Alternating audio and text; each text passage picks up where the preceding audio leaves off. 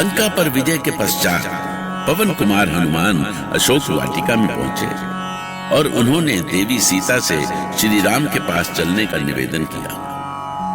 रक्षेंद्र विभीषण ने उनके लिए सुसज्जित पालकी भेजी थी, पर श्री राम अपनी प्रजा का विश्वास पाने के लिए सीता की अग्नि परीक्षा लेना चाहते थे। और जब अग्निदेव ने सीता की पवित्रता प्रमाणित करते हुए श्री राम से उन्हें अपनाने का निवेदन किया, तो श्री राम ने सीता को हृदय से लगाया और फिर सबने अयोध्या के लिए प्रस्थान किया। मार्ग में उन्होंने सीता को उन समस्त स्थानों के दर्शन कराए जहां से होते हुए वो लंका पहुंचे थे। रामेश्वरम में भगवान शिव के दर्शन के बाद उन्होंने किष्किंधा के लिए प्रस्थान किया। पर दूसरी ओर लंकापति रावण की मृत्यु से आहत राक्षसों का एक दल श्री राम से बदला लेने के लिए अयोध्या पहुंचा और अपनी माया से गुरु वशिष्ठ के शिष्य और देव ऋषि नारद के रूप में अयोध्या कुमार भरत से भेंट की। क्षमा करें कुमार भरत, पर हम सब के लिए एक अति दुखद सूचना है। कैसी सूचना? क्या कुलगुरु वशिष्ठ ने कोई सूचना दी है? हाँ कुमार, उन्हीं के आदेश से मैं आपके पास आया हूं। तो कहो, क्या सूचना है? क्या कोई अनहोनी हुई है? हाँ महाराज, बहुत बड़ी अनहोनी। समझ में नहीं आता है कि कैसे कहूं।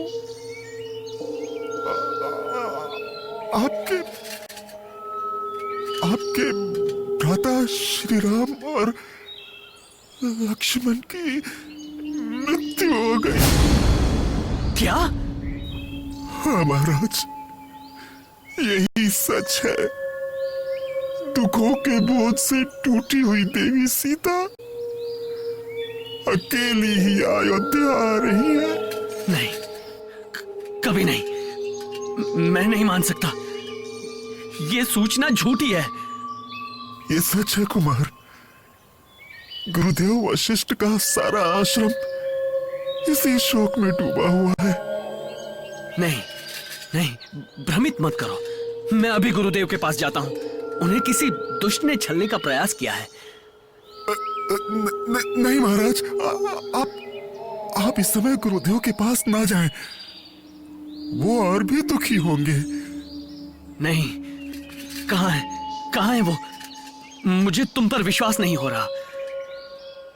ऐसी अनहोनी पर किसे विश्वास होगा कुमार? किंतु सच तो सच ही होता है। नारायण नारायण, गुरुदेव वशिष्ठ का शिष्य सच कह रहा है कुमार। श्री राम अब इस संसार में नहीं रहे। देवर्षि, ये आप क्या कह रहे हैं? क्या यही सुनने के लिए मैं इतने वर्षों से भैया राम की प्रतीक्षा करता रहा? 14 वर्षों तक तपस्या करता रहा, यही सुनने के लिए? भैया मुझसे ऐसा छल कैसे कर सकते हैं? मुझे छोड़कर कैसे जा सकते हैं वो? विधि के विधान को कोई कैसे समझ सकता है कुमार?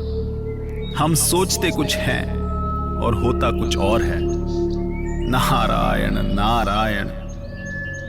अब मुझे ही देखिए, मैं देवाधिदेव महादेव के दर्शन करने गया था, पर उनके आदेश से मुझे आपके पास आना पड़ा।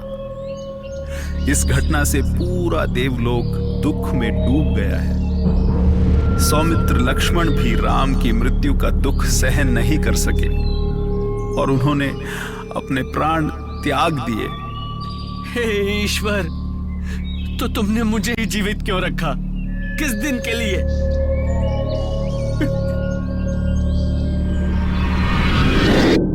अधीर न हो राजमाता, कुमार भरत स्वयं घटना का पता लगाने गए हैं।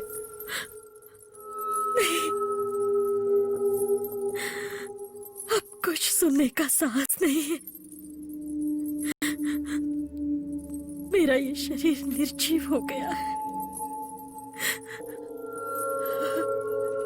राम और लक्ष्मण के साथ ही मेरे जीवन का भी अंत हो गया। ऐसा ना कहे राजमाता, अयोध्या का भविष्य अब आपके ही हाथों में है। जब मेरे पुत्र राम और लक्ष्मण ही नहीं रहे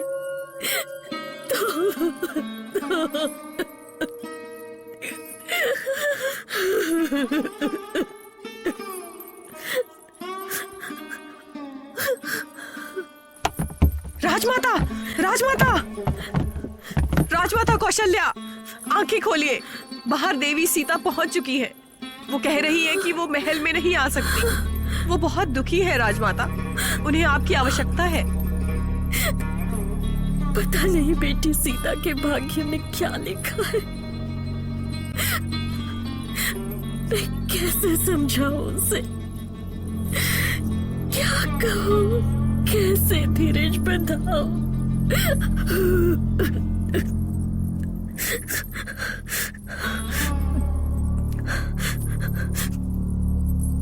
चलो मैं स्वयं उसके पास चलती हूँ।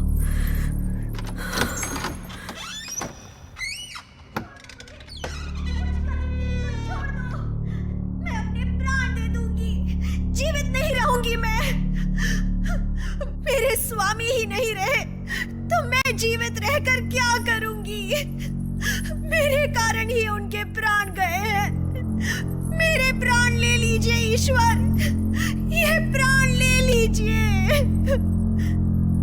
नहीं बेटी,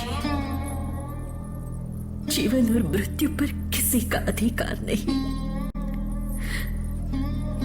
इसमें तुम्हारा कोई दोष नहीं। आओ, महल में चलो। शायद ईश्वर ही नहीं चाहता कि तुम अपने पति के साथ अयोध्या लौटो।